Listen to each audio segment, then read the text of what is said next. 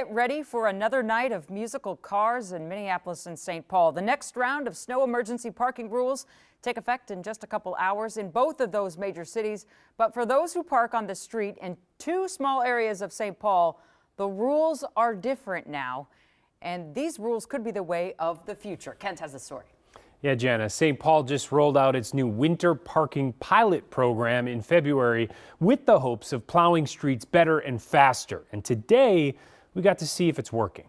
Assessing St. Paul's snow conditions in the Payne-Phalen neighborhood on Thursday depended a lot on who and where you asked. Not much difference. It's still the same kind of difficult. This is a really hilly neighborhood too, and so I kind of have to ride my brake everywhere still. Cassandra Violet lives on a snow emergency route that was still partially snow-caked due to plows having to weave around cars that didn't heed the warning.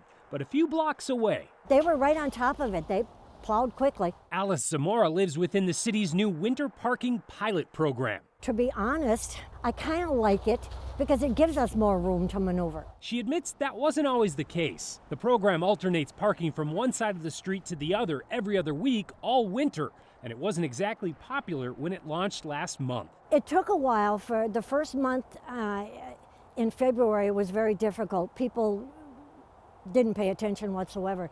Once the city started issuing tickets, it got people's attention and they really started trying.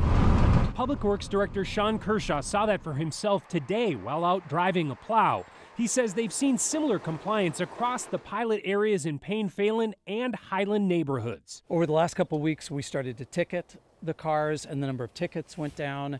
And yesterday during the snow emergency, we towed 0 cars in Highland and 5 in the Payne-Phalen area. So that tells us that people are understanding how it works and they're moving their cars. That compliance is fantastic. Especially if you compare it to the rest of the city, where nearly 1,000 cars were ticketed and 240 were towed by this morning.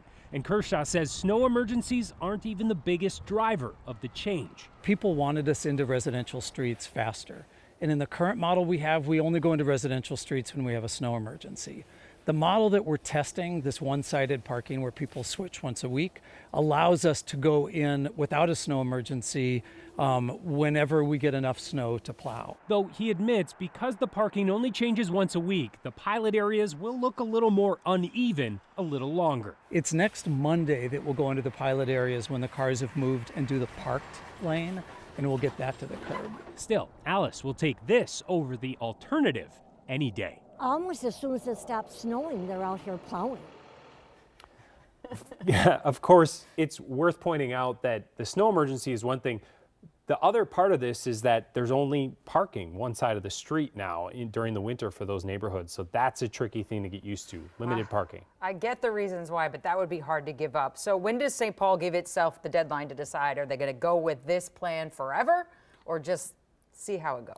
What Sean said, the big thing is they want to engage residents, find out how they are taking it and look at the numbers. So they'll take that into account and then decide. And if they do roll it out, they got to roll it out citywide. So that's a big area to tackle. We will be following up on that. Be right back.